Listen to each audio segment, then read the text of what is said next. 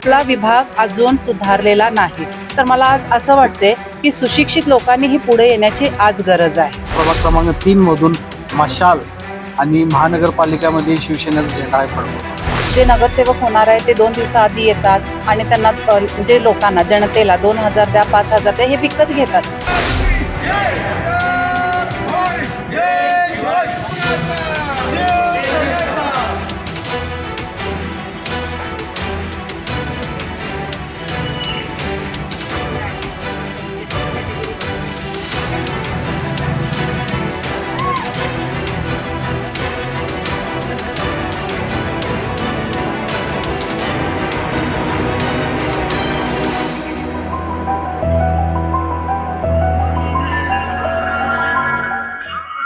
क्रमांक 3 मध्ये सध्या प्रचाराची जोरदार चर्चा आहे आणि हा प्रचार शिवसेनेच्या अधिकृत उमेदवार असणाऱ्या अर्चना पॉल यांच्याकडून केला जातोय.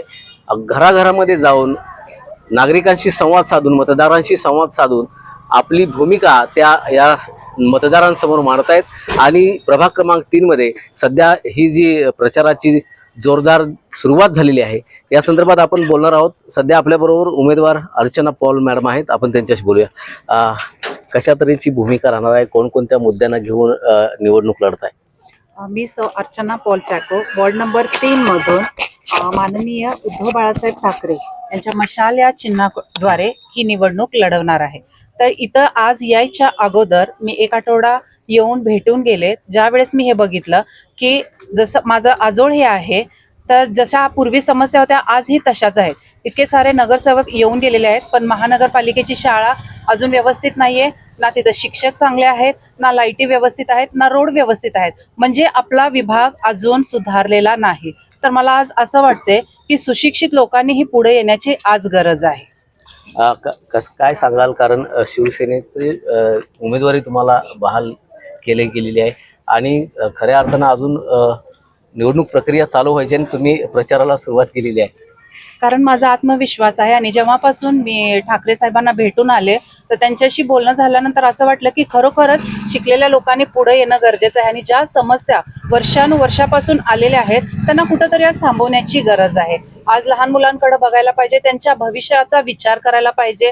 व्यसनमुक्ती हे करणं गरजेचं आहे. नक्कीच. खरं तर या प्रभाग क्रमांक 3 मध्ये त्यांचे जे मिस्टर आहेत पॉल चॅको हे खरं तर उमेदवारी लढवणार होते, परंतु महिला आरक्षण पडल्यानंतर त्यांची ती उमेदवारी त्यांच्या पत्नीकडे गेलेली आहे. काय सांगाल, खऱ्या अर्थानं तुम्ही इथं उमेदवार उभा राहणार होता आणि ऍक्च्युली कसं आहे, आमचं दोघांचाही विचार होता की दोघांपैकी कोणीतरी एक लढवायचं आहे. आणि ज्यावेळेस माननीय उद्धव बाळासाहेब ठाकरे यांना भेटलो आम्ही आणि त्यांनी जी विश्वास आणि ताकद आम्हाला जे दिले, त्या विश्वास आणि ताकदच्या द्वारे नक्कीच प्रभाग क्रमांक 3 मधून मशाल आणि महानगरपालिकामध्ये शिवसेनेचा झेंडा आहे फडकवतो. काय सांगाल, कारण प्रक्रिया सगळी अजून सुरू व्हायची आहे. तुम्ही तर प्रचारात उतरलेला आहात, घरघर जाताय, प्रत्येकाशी संवाद साधायला सुरुवात केलेली आहे. सगळ्याच्या अगोदर तुम्ही या प्रक्रियेमध्ये सहभागी झाले. ज्यावेळेस आम्ही माननीय उद्धव बाळासाहेब ठाकरेंना भेटलो, त्यांनी ज्यावेळेस ती घोषणा केली की प्रभाग क्रमांक 3 मधून अर्चना पॉल चॅको जी माझी पत्नी आहे त्यांना आपण तिकीट द्यायचं आहे आणि त्यांना तिथं निवडणुकीला उभा करायचं आहे, तेव्हापासून आम्ही ठरवलं की बाबा हे तिकीट आपल्यालाच मिळणार. कारण ज्या विश्वासाने त्यांनी आमच्याशी बोलले तो विश्वास आमच्यासाठी खूप आहे.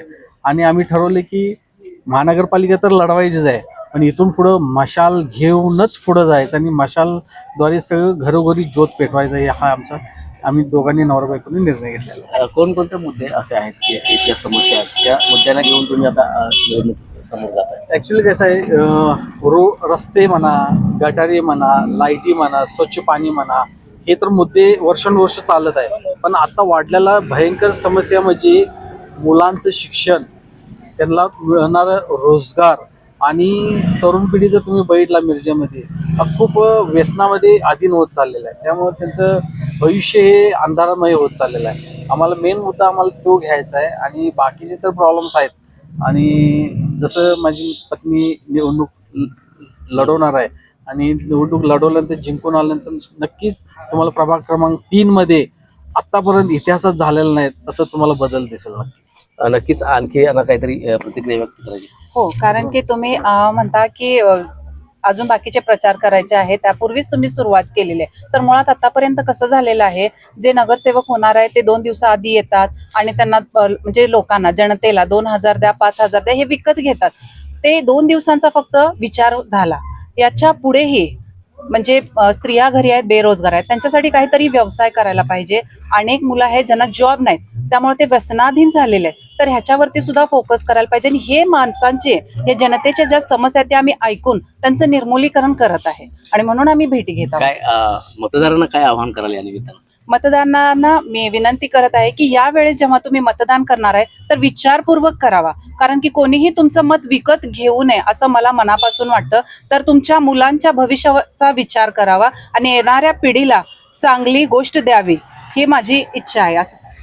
नक्कीच या निमित्तानं प्रभाग क्रमांक 3 मधून आपल्या शिवसेनेचा प्रचार जोमानं सुरू झालेला आहे.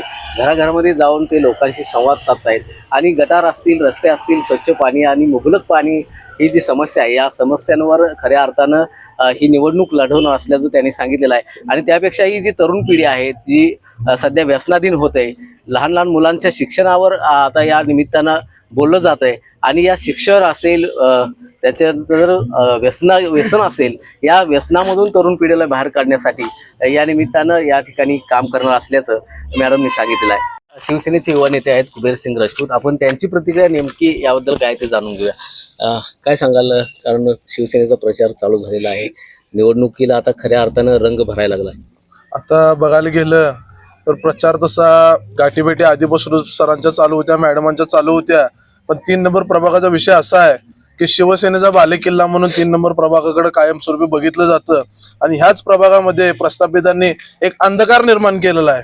तो अंधकार आम्ही मशालीच्या रूपानं हा सगळा नाहीसा करून मशाल ह्या प्रभागामध्ये धगधगणार आणि महानगरपालिकेवर शिवसेनेचा भगवा फडकल्याशिवाय राहणार नाही. कारण आमची सर्व टीम, शिवसेना मिरज शहराची सर्व टीम, शहर प्रमुख बाळासाहेब हत्तेकर, सुरेश भोसले, पांडवांना, वरकल सर, आम्ही सगळेजण जोमाने ह्या प्रभागात लक्ष घालणार आहे आणि मॅडमांना जास्तीत जास्त मताधिक्य देऊन मॅडमांना महापालिकेमध्ये पाठवल्याशिवाय आम्ही स्वस्थ बसणार.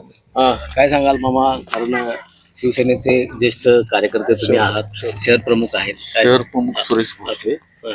हा प्रभाग मी 2013ला लढवला होता शिवसेनेच्या माध्यमातून. या प्रभागाची पूर्ण आम्हाला जाणीव आणि माहिती आहे. पूर्ण इथले नगरसेवकांनी आजपर्यंत काय काम केले, काय नाही, याची पूर्ण आम्हाला माहिती आहे. या प्रभागामध्ये कसलंही काम झालं नाही. प्रभाग फक्त 2013च्या पूर्वी जो प्रभाग होता तो आहे तसा आहे. नागरिकांच्या बऱ्याचशा समस्या आहेत, लाईटच्या समस्या आहेत, गटरीच्या समस्या आहेत, रस्त्याची समस्या आहेत. ही मूलभूत जे समस्या आहेत ह्या तशाच राहिलेल्या आहेत. नगरसेवकांनी काम झाले म्हणून फक्त पैसे उचलाउचली केले, ह्याच्या पलीकडे कुठले धंदे केले नाहीत. तेव्हा आमचा उमेदवार ह्या भागातून 100% निवडून येणार ह्याची आम्हाला खात्री आहे. कारण हा प्रभाग आम्ही 2013लाच आम्ही तेव्हापासून आमचा सर्वे आहे. या भागामध्ये सगळे आमचे पदाधिकारी राहणार आहेत. त्यामुळं सगळ्यांची माहिती आणि सगळ्यांची संपर्क असल्यामुळे आमचा उमेदवार ह्या प्रभागातून नक्की आमचा विजय होणार. नक्कीच या निमित्तानं यापूर्वीचे जे प्रस्थापित नगरसेवक या प्रभागामध्ये होते त्यांनी कोणत्याही प्रकारचं काम या प्रभागामध्ये केलेलं नाही आणि त्यांनी जे काम केलं त्यामुळं अंधकार या प्रभाग 3 मध्ये पसरलेला आहे. आणि हा अंधकार या मशालीच्या माध्यमातून हा अंधकार दूर केल्याशिवाय राहणार नाही अशा तऱ्हेचा विश्वास या निमित्तानं व्यक्त केला जातोय. मोहन राजमाने, नवराष्ट्र न्यूज, सांगली.